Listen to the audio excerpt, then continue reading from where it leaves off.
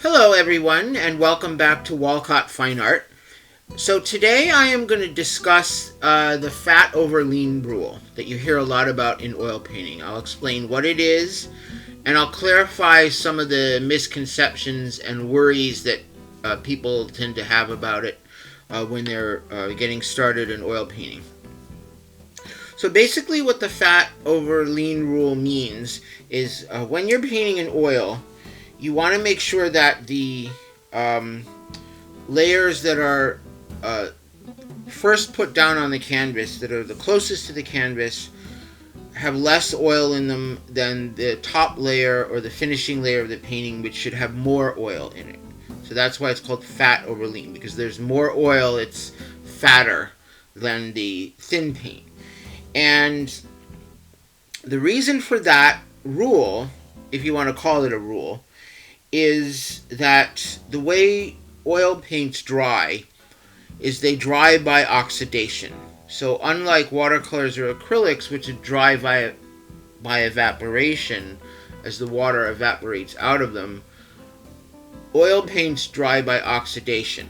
So what happens is the linseed oil in the paint absorbs oxygen from the air, and as it does that, it goes through a chemical change that causes the oil to turn from a liquid layer and it polymerizes into a solid layer. So that means that as the oil is absorbing oxygen from the air in order to dry, it's actually expanding because there's more material because it's got all those oxygen molecules in it now. So you know, a layer, like let's say here's a canvas, and you've got a layer of oil paint on that canvas. As the oxygen is absorbed into that oil, because the oxygen is going in here and bonding with the oil molecules, it's going to expand and get slightly larger. And so what happens is the more oil it is, you know, the fatter that layer is, the more it's going to expand as it absorbs the oxygen. So if you had,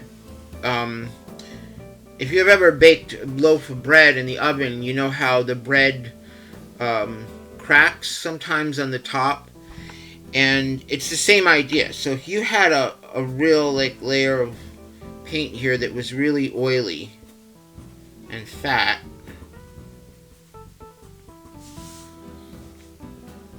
and then you put a real thin layer that has less oil over it, essentially what's going to happen is that thin, lean layer makes almost like a crust over this layer. So when this layer continues to dry and expand, it's going to pull this thin layer apart and cause cracks in it. So that's why they have the fat over lean rule in oil painting, because if you put a less oily layer on top of a one that's oily, it's going to crack.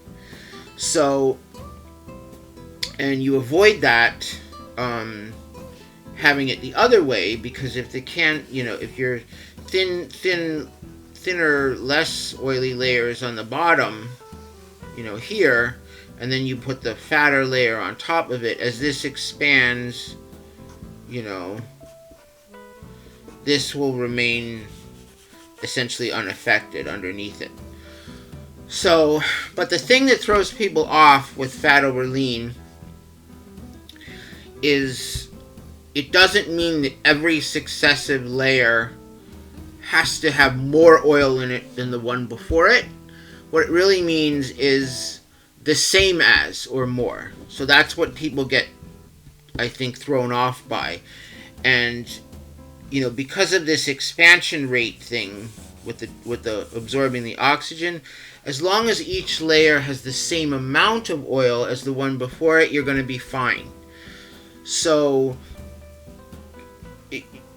you don't have to constantly be adding oil to every layer, because then sometimes you can end up with a soupy mess and then everything goes to crap. And you have trouble, and everything gets oily and it's all mushing together.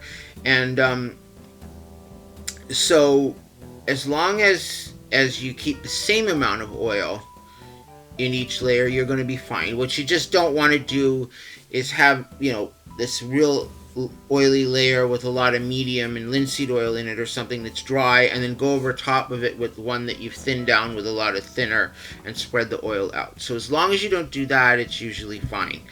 And the other thing too is this fat over lean rule more applies to the old traditional methods of painting, like the old masters, where they'd build up with layers and layers of glazes, and each one would dry to the touch in between before they put the next layer on.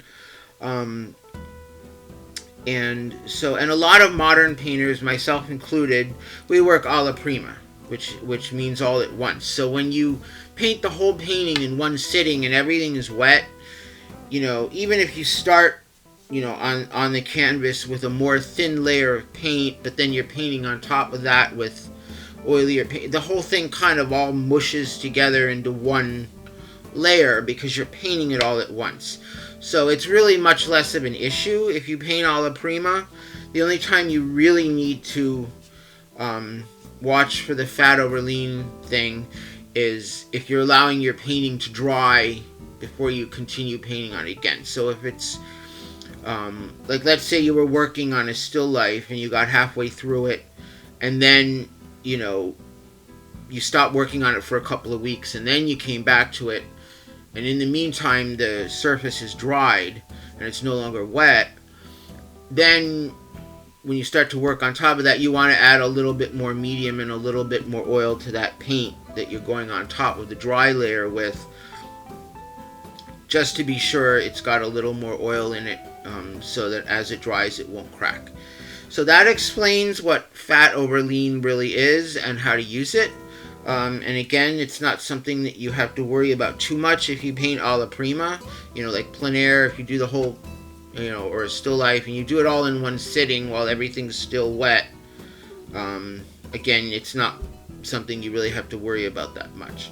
So as long as each layer of paint has equal to or more oil than the layer before it, then everything should be fine. So that's what fat over lean means. So I hope that this video was helpful to you in explaining that, and I thank you for watching. Take care. Thanks so much for watching. Go ahead and click on that subscribe button so you won't miss the next video. And why not spread the joy? Be sure to share my videos on your favorite social media. Don't forget to head on over to my website, walcottfineart.com, where you can see my art, read my blog, or when you join my newsletter list, you can win free art. Every month, I'll choose a lucky winner for my email list, and that person will receive a mini original oil painting. There's a chance to win every month, so be sure to sign up today so you don't miss out. Plus, you'll get my fun newsletter. See you next time!